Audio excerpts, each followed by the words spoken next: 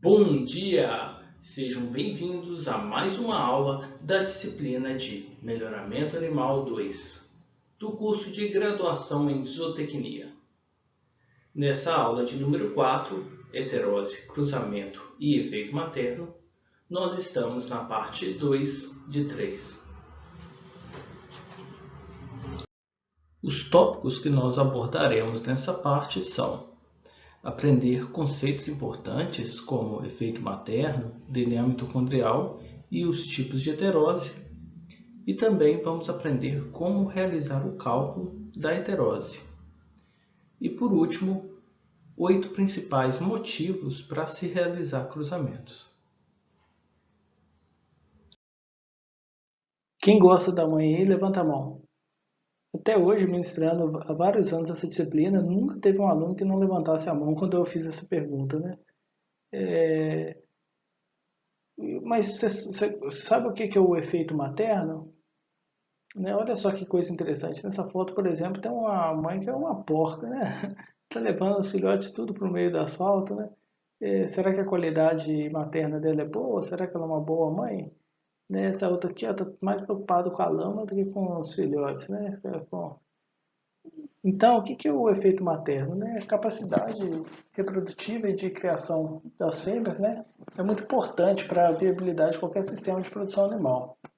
Por exemplo, em suínos, o número de leitões que uma matriz consegue parir vivos, né, e após parir, o cuidado que ela tem com os filhotes, até o desmame, está ligado em parte aos genes que ela carrega. Então, quanto melhor esse efeito materno, maior será o número de leitões desmamados e a qualidade com que eles serão desmamados, né? Então, o principal para a gente entender o que é efeito materno é que muitas vezes a gente faz avaliação genética e não avalia só o efeito genético do animal. A gente pode avaliar, por exemplo, o efeito genético da mãe desse animal sobre o desempenho desse animal. O que isso quer dizer? E também pode ser, tem um outro tipo de efeito que é chamado de efeito permanente materno, que é o efeito ambiental sobre essa mãe que faz ela ajudar o filhote a desenvolver mais ou menos. Uma das principais características que está relacionada ao efeito materno é a qualidade a quantidade de leite, por exemplo, a qualidade, né?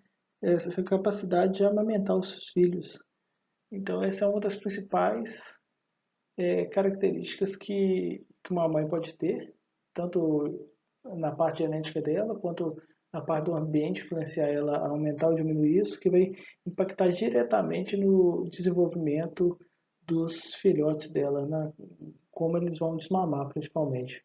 Quando a gente pega, por exemplo, bovinos e testa efeito materno para o sobreano, por exemplo, geralmente o impacto é pequeno, mas quando a gente pega e testa ele para o desmame, o impacto é muito grande no desmame de bezerros, né? Então, o que é esse efeito materno, que pode ser ambiental ou genético? Diferente não é aquela genética, quando a gente fala em efeito materno genético, não é aquela genética que essa mãe passa, por exemplo, para o filho dela. A gente está falando da genética que ela recebeu da mãe dela e até mesmo do pai dela, mas que essa genética, e que não expressava no pai dela, é claro, essa genética passou para ela, tanto a mãe dela quanto o pai, e o fato dela ter essa genética boa para produzir leite, por exemplo, fez com que o filho dela desmamasse mais pesado. Entendeu o que eu quero dizer? Que não é os genes que ela passou para o filho que fazem ele ganhar mais peso e aproveitar melhor o leite. Quando eu estou falando de efeito materno, e na parte genético materno, eu estou falando dos genes que fazem essa mãe ajudar o filho a desenvolver melhor. E quando eu falo permanente materno, é, por exemplo, os fatores ambientais que fizeram essa fêmea estar mais ou menos estressada e que podem influenciar, por exemplo, nessa produção de leite ou nesses cuidados que ela tem com os filhotes. Em, em ficar próximo deles, proteger de vento. É muito comum em bovinos, né, principalmente zebu, né, você vê um comportamento da matriz muito protetivo em relação aos filhotes, né?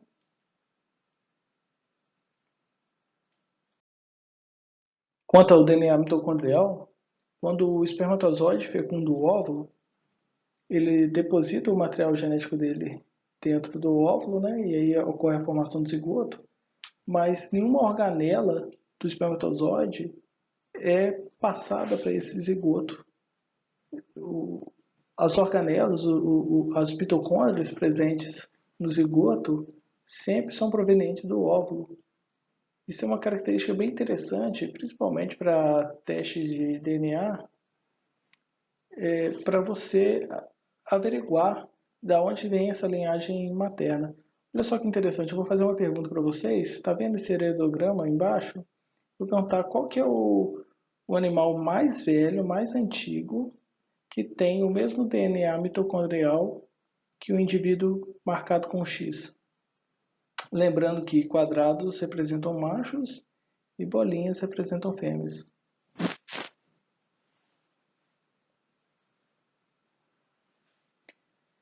Então, você já parou para pensar? Ó, tem gente que já respondeu que esse aqui, ó, que é o mais velho, que tem o mesmo DNA mitocondrial. Aí fala assim, não, mas espera aí, essa mãe passou a mitocôndria para esse aqui, passou para esse, para esse, para esse. Será que é? Aí essa fêmea aqui, ó, passou para esse macho. Mas o macho, desculpa, não passou para nenhum desses filhos aqui. Por quê? Quem passa é a fêmea. Então, o DNA mitocondrial mais velho, que corresponde ao mesmo DNA mitocondrial que o X, e a gente tem certeza, é essa mãe aqui, ó. Isso é interessante porque há um tempo atrás tinha uma associação que já tinha livro fechado, ela não aceitava mais, vamos supor, o registro de animais que tivessem características da raça, mas que você não tivesse registro deles, né? E aí várias pessoas utilizavam o sêmen de um touro, que era um dos touros mais utilizados dessa raça. E aí uma vez fizeram um teste de DNA mitocondrial desse touro e descobriram que o DNA mitocondrial dele era proveniente de uma outra raça. Então ele tinha todas as características, é quase como se aprendeu sobre cruzamento absorvente. Ele tinha todas as características de ele tinha todas as características não dessa esse único aqui animal, ó, era de uma raça. Vamos pôr a B. E aqui é A, A. E aí isso foi acontecendo por várias gerações. Então até a mãe dele, se você pegar a linhagem toda materna, sempre mãe, mãe, mãe, mãe, mãe, quando você chegar aqui, ó, você vai ver que ele é de uma outra raça. E ele, inclusive, esse animal, para os filhos dele, ele não vai passar esse DNA mitocondrial. Mas quando veio, muita gente questionou sobre se ele continuaria na associação ou não, se o que aconteceria. Muita gente acabaria processando o dono do touro, daria muito problema, né? A questão de que, e aí, será que então os filhos dele, se ele não é um puro de origem, ele é um puro então por cruza, né? Já que você sabe que na origem dele ele tem um indivíduo de uma outra raça. Então, você continua aceitando os filhos desse animal? Se não, olha o problema que isso gerar, que era um dos animais com maior compra de sêmen que tinha nessa raça. Então, surgiu uma complicação aí, mas é interessante você ter o DNA mitocondrial para você verificar. Talvez se tivesse verificado isso mais cedo, se tivesse isso antes, essa linhagem talvez não teria continuado.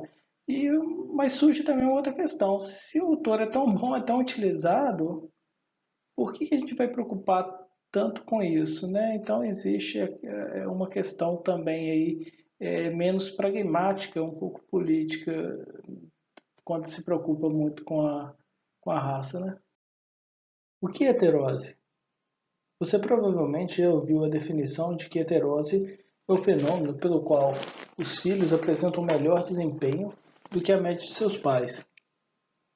Mas vamos ver com um pouco mais de detalhe isso e também que existem três tipos de heterose: a individual, a materna e a paterna. A heterose individual consiste em um pai de uma raça cruzar com uma mãe de uma outra raça e a média de produção dos filhos cruzados ser melhor do que a média de produção das raças puras originais. A heterose materna é um pouco diferente. Ela consiste no fato de um avô materna ser de uma raça, a avó ser de uma outra raça, então eles cruzarem. Essa fêmea, pelo fato de ser uma fêmea cruzada, aumentar o desempenho não dela, mas da prole. Então a heterose materna consiste no fato de uma mãe, pelo fato de ser cruzada, proporcionar melhor efeito materno para o seu filhote. Enquanto a heterose individual, o indivíduo, pelo fato de ser cruzado, ele apresentar ele mesmo desempenho melhor. Então, existe por último a heterose paterna. Só que para os animais domésticos, você não tem nenhuma evidência de nenhum animal doméstico em que os cuidados paternos tenham ajudado esse animal a desenvolver mais. Então, o pai não fornece um ambiente melhor para o desenvolvimento desse filhote. Então, o fato dele ser cruzado ou não vai fornecer efeito paterno. A gente só vê efeito paterno nos animais domésticos. Alguns exemplos de animais que poderiam ter efeito paterno seria o caso do cavalo marinho ou do pinguim, né? Então, para os animais domésticos não vai ter importância a heterose paterna. Agora, a individual e a materna, a gente vai ver exemplos muito interessantes de cruzamentos visando aproveitar uma ou as duas. Então, aqui estão as definições, né? A individual seria o aumento do vigor híbrido, né?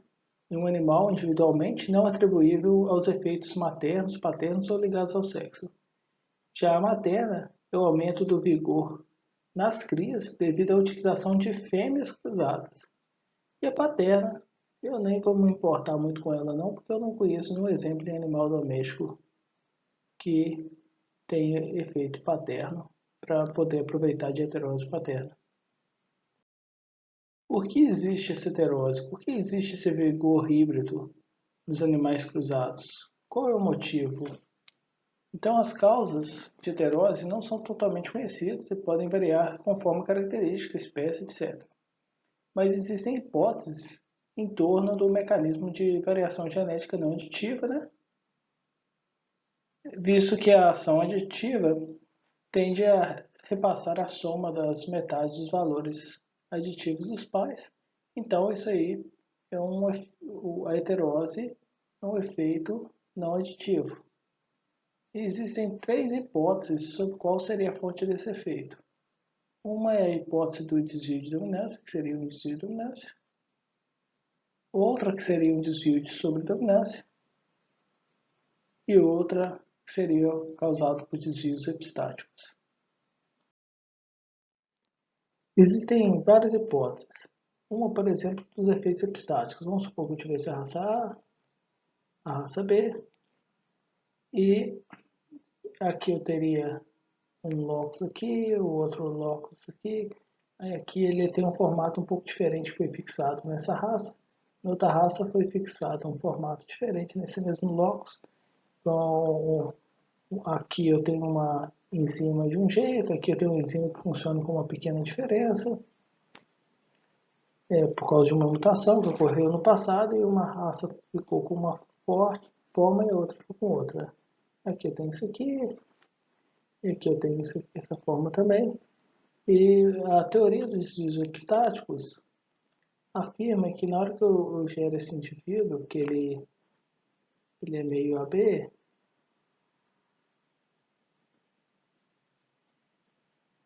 ele vai ter o quê? Ele vai ter uma cópia dessa aqui, uma cópia do outro tipo, vai ter uma cópia desse tipo e uma cópia do outro tipo. Ela preconiza que poderiam existir combinações que ainda não existem, né? Melhores do que a combinação atual, em questão de interação. Vamos supor que essa raça fosse mais eficiente nas enzimas desse locus, e essa mais eficiente nas enzimas desse locus. E às vezes você tivesse essas duas em uma rota metabólica. Então você aproveitar o máximo de eficiência dessa aqui que é melhor do que a de cá, e essa aqui que é melhor do que a de cá. Então talvez uma rota metabólica, por exemplo, você combinando indivíduos, talvez o melhor indivíduo que possa existir numa população para produzir, se você pegar uma raça e pegar qual é o melhor, não vai pegar todos os melhores genes. Se você combinasse várias raças até você chegar numa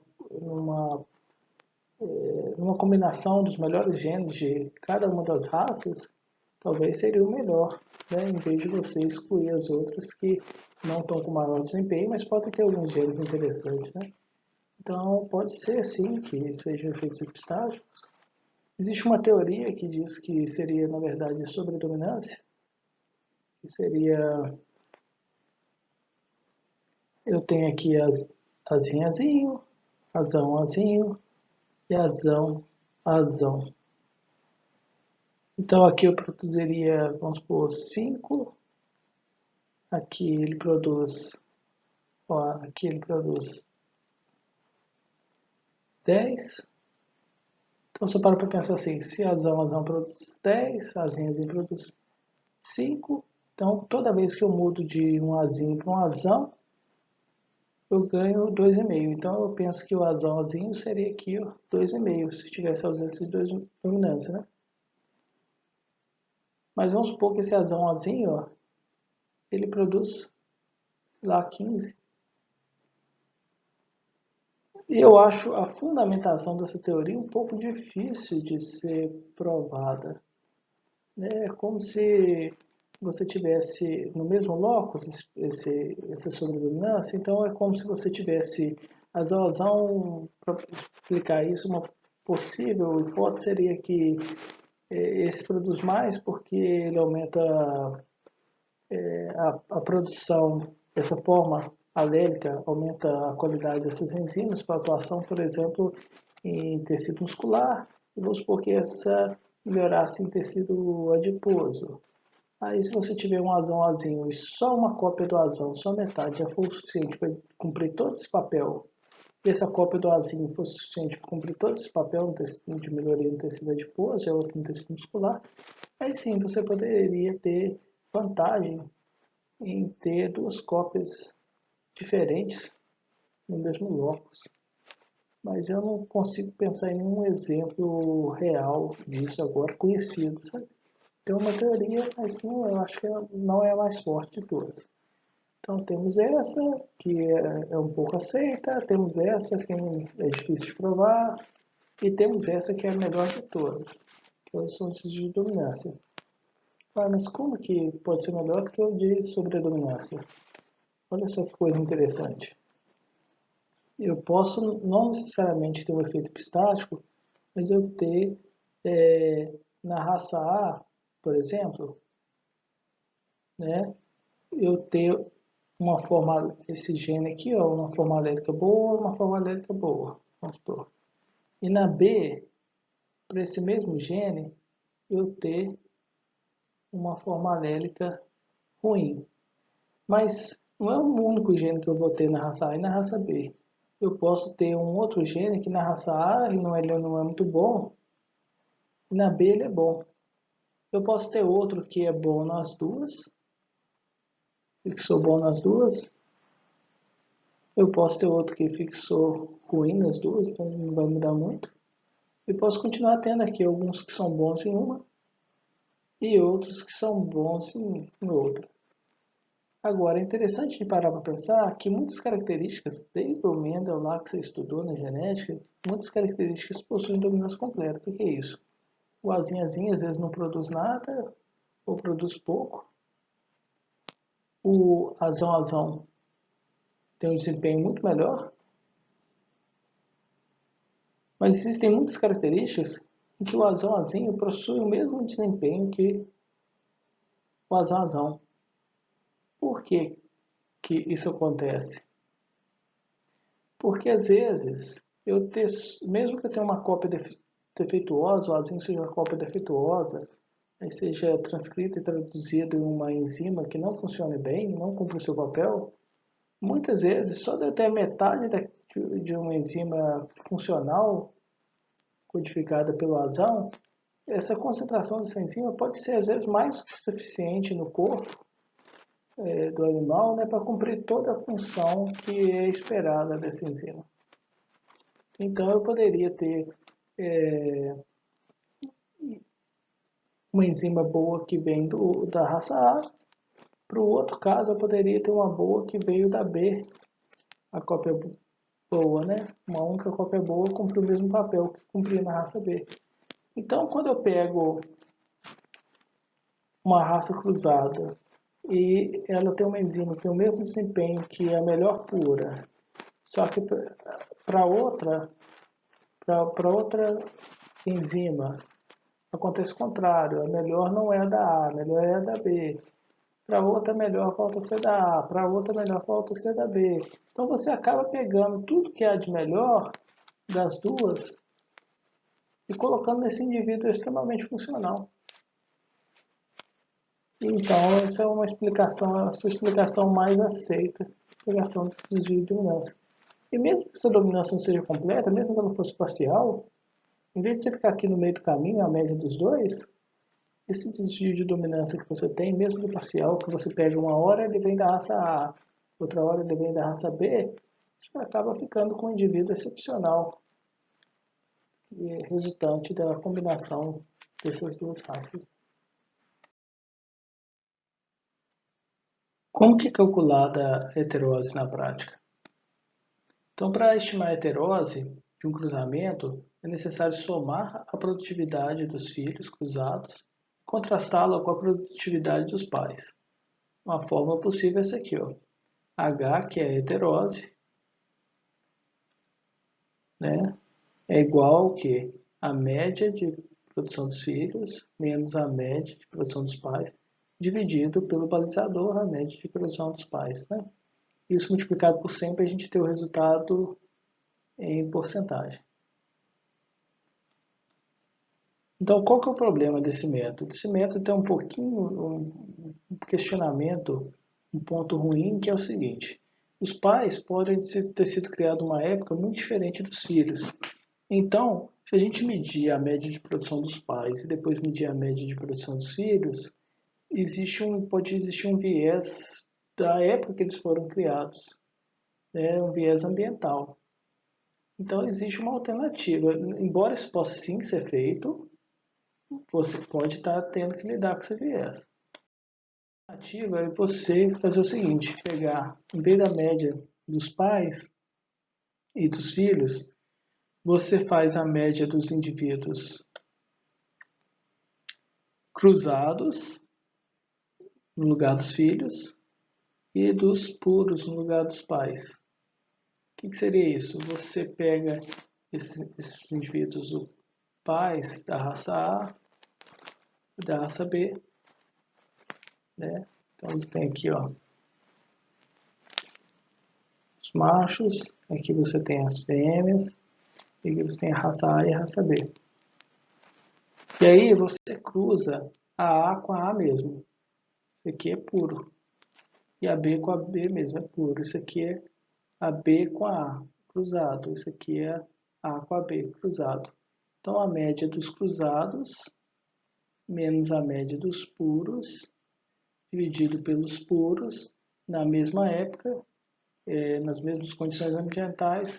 Então você teria a heterose calculada aí com uma maior qualidade, uma maior exatidão, tirando problemas de geração criados em épocas diferentes, tirando problemas ambientais do cálculo. Vamos ver se você entendeu? Pausa o vídeo e utilize a fórmula anterior para calcular a heterose. Agora que você já obteve o resultado, vamos conferir juntos. Temos o que? O primeiro cruzamento aqui, GIR com GIR. 5.200 que produziu. Isso é o quê? Gir com gir é puro. Então, vamos pôr P aqui de puro. Temos o que também? Holandês com holandês. Holandês com holandês. 6.800 também é puro. Então, qual é a média dos puros? Vai ser 6.800 mais 5.200 dividido por 2 vai ser igual a 6.000. E aqui é gir com holandês é cruzado e holandês com gir é cruzado. Então vamos fazer aqui a média dos cruzados. 7.300 mais 7.200 dividido por 2 dá 7.250. Bom, então já viu que os cruzados foram melhor que os puros. Então, a gente tem que agora verificar qual o valor exato dessa heterose. A heterose é igual a média dos cruzados menos média dos puros dividido por média dos puros, dos pais e outros. Multiplicado por 100 para o resultado em porcentagem. Então vai ser o quê? 7.250 dividido menos 6.000 dividido por 6.000 vezes 100. E aí, deu quanto? Então, a heterose vai dar 20,83%. Olha só que beleza, você produzir isso tudo a mais por conta de aceitar utilizar um cruzamento. Então, um dos principais motivos para a gente utilizar cruzamento, qual que é? É aproveitar a heterose, né? Então, a gente tem a raça A e tem a raça B. Aí, olha só que interessante.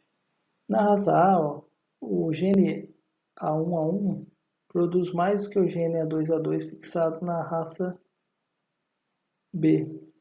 Já na raça B, o gene B1 produz mais que o B1, B2, B2 da raça A, fixado na raça A. O gene C foi fixado nas duas, C2, C2, C2, C2. Nenhuma das duas tem a forma alélica C1. Na D, ó, D3, D3 é melhor do que o D2, D2. E na E, o E1, E1 é melhor do que o E3, E3, as formas alélicas que estão presentes nessas raças. Então, quando eu cruzar, o que acontece?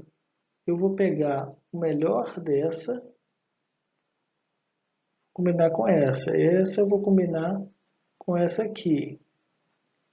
Essa eu vou combinar com esse aqui. Esse eu vou combinar com esse aqui. Então eu sempre tenho o melhor vindo de cá e o melhor vindo de cá. O melhor vindo de cá e o melhor vindo de cá. Se eu não tivesse nenhum desvio de dominância, então a média, eu não teria heterose.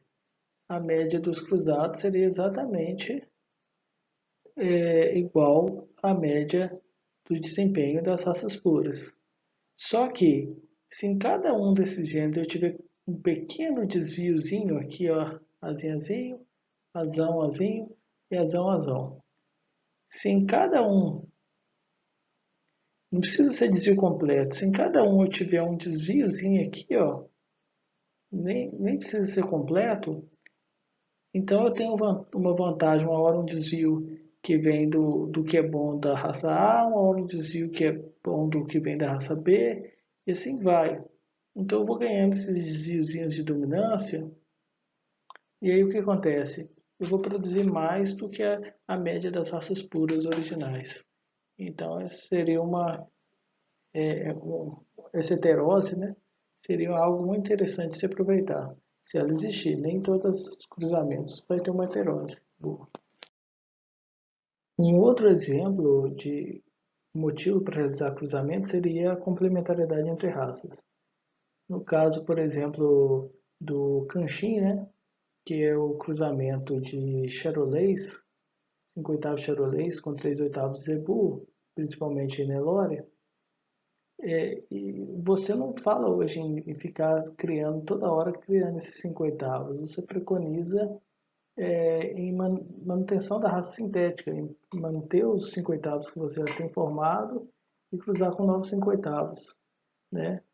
Então, quando você faz isso e você tem um desempenho bom, e esse desempenho te agrada para a região, por exemplo, para Mato Grosso do Sul, ele é muito útil.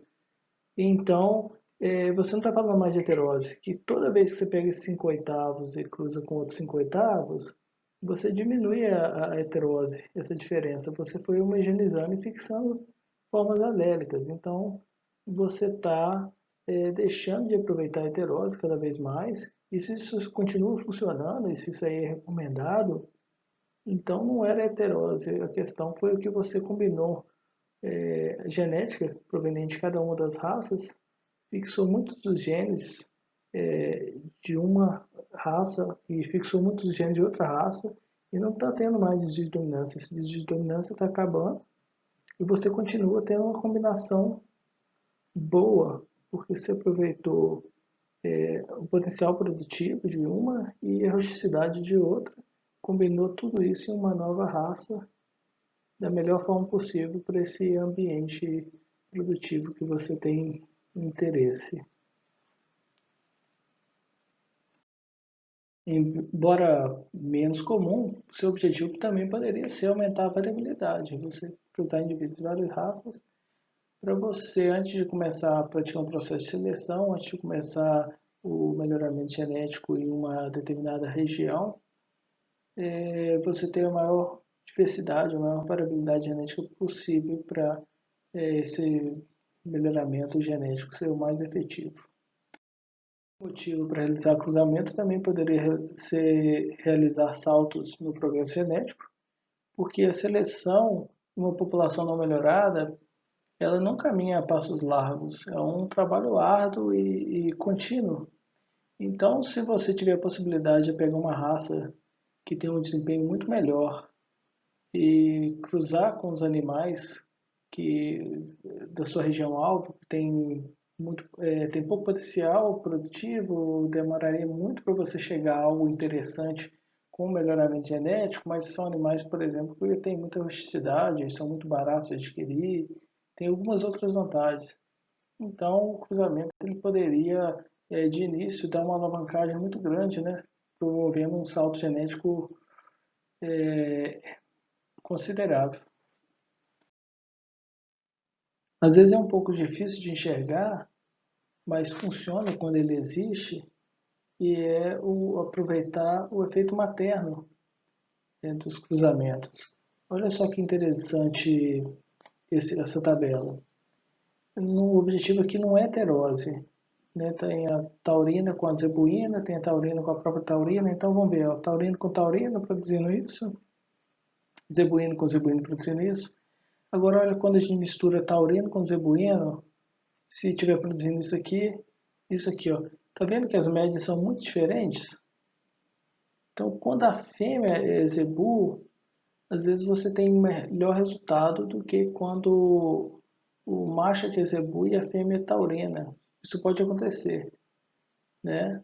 Então, você pode ter uma raça que tem um efeito materno muito grande. E, às vezes o cruzamento pode te ajudar a aproveitar isso.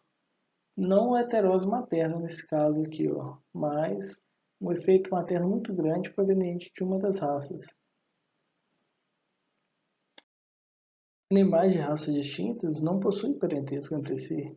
Então, pode ser uma forma muito rápida e fácil de você resolver problemas de populações que estão com um alto grau de endogamia. Né? Que eu trouxe a título de curiosidade, o parentesco médio, à medida que você vai começando a registrar os animais do seu rebanho, ele vai aumentando, é claro, porque antes você não tinha informação de quem eram os ascendentes, então você não tinha informação de parentesco. À medida que você passa a registrar, esse parentesco médio ele vai aumentando. E olha só que interessante, quando a gente pega a endogamia média, ó, às vezes ela flutua. Isso aqui são dados do Capril, né, da UFV, e aqui são épocas em que o melhor cara responsável pela reprodução dos animais, ele não gostava muito dessa atividade, mas ele era muito bom em fazer ela, porque quando ele estava nela, olha só como é que a endogamia baixava muito em relação ao parentesco médio dos indivíduos da população. Só que ele sempre queria estar em alguma outra atividade. Só que quando ele ia para outra atividade e outro funcionário assumia aqui, ó, todo feliz assumiu a função aqui, às vezes o controle da endogamia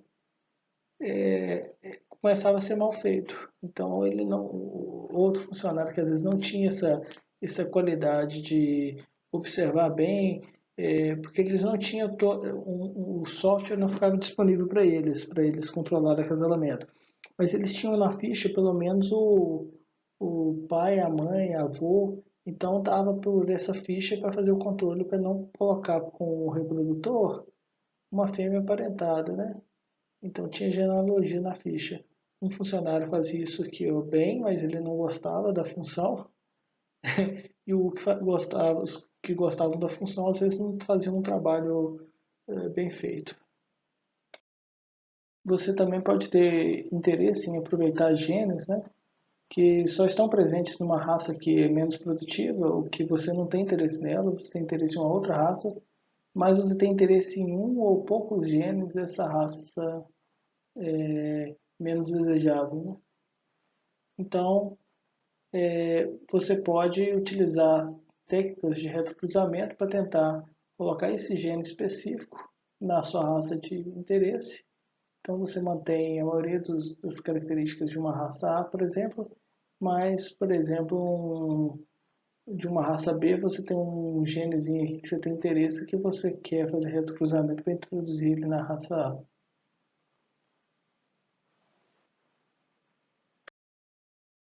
O melhoramento também pode ser utilizado para proteger material biológico. Você ouve muito isso na parte de plantas com espécies alógomas, como o milho, mas também, por exemplo, em frangos, isso funcionaria para animais, né? Talvez para suínos também, né? Que você tem muitas empresas com grande tecnologia na parte genética, na parte de materiais genéticos disponíveis. E aí você pegar essas empresas, por exemplo, e vendem, se elas vendessem linhagens puras, então uma vez que a pessoa comprou a linhagem pura, bastaria ela multiplicar para ela continuar tendo o mesmo material genético que ela comprou. Então ela compraria toda a tecnologia junto com ela. Só que o que você pode fazer? O que uma empresa dessa pode fazer? Ela pode ter uma raça A, por exemplo, ela cruzar com a raça B, e aí o produto que ela vende, meio a B, ela disponibiliza para os clientes, né? E eles vão produzir e vão abater. Porque se eles começarem a selecionar fêmea e macho, mesmo que às vezes a empresa só venda fêmea, só venda macho, pode ir alguns no meio sem querer, né? Mas se a empresa ela pegar e se alguém tentar reproduzir esses machos e fêmeas que vêm aqui junto, o que vai acontecer? O indivíduo meio sangue, entre aspas, né? O indivíduo com composição genética misturada, ele vai ter aqui no gene azão, ele é azão, azinho, Bzão, Bzinho, Czão, Czinho, Dzão, Dzinho, Ezão, Ezinho. Na hora que você começar a cruzar aqui, ó, então você vai ter um indivíduo que é azão, azão, o outro é azão, azinho, o outro azinho, azinho, e assim vai. E aí aqui você já vai ter um outro que ele é Bzão com Bzão, Bzão, aqui vai ser azinho, azinho com Bzinho, Bzinho. Então isso aqui começa a segregar. Então você vai ter indivíduos de tudo quanto é tipo. Então você pegar um galpão de frango, tem que ser uniforme, todo mundo tem que chegar no ponto de abate ao mesmo dia, você vai ter frango que chegou no ponto de abate e tem frango que não está longe de acontecer isso para ele. Então você gera uma desuniformidade muito grande se você pegar esse heterozigoto, esse indivíduo que muitos chamam de híbrido, né? Mas é um heterozigoto, se você pegar ele e cruzar de novo com outro heterozigoto, segrega tudo e você perde desuniformidade em sistemas de produção em que cada unidade experimental vale muito pouco. Você ganha no conjunto e na uniformidade. Então é uma técnica excelente você trabalhar com animais cruzados para proteger o seu material biológico, porque não compensa para a pessoa ficar tentando voltar nas suas linhagens puras. É economicamente muito melhor para ela simplesmente aceitar e comprar o seu animal para criar. Nós concluímos essa aula, mas provavelmente deve ter ficado alguma dúvida, ou algum questionamento, ou você gostaria de manifestar sua opinião, contribuir com os colegas. Por isso, eu vou aguardar você no nosso fórum de discussões. Tudo bem? Vamos participar juntos. Também tem os exercícios e outros itens disponíveis no nosso sistema de aprendizado. Tente fazer os exercícios e, se ficar com dúvida, procure no mesmo fórum. Isso é tudo por hoje. Muito obrigado. Tchau.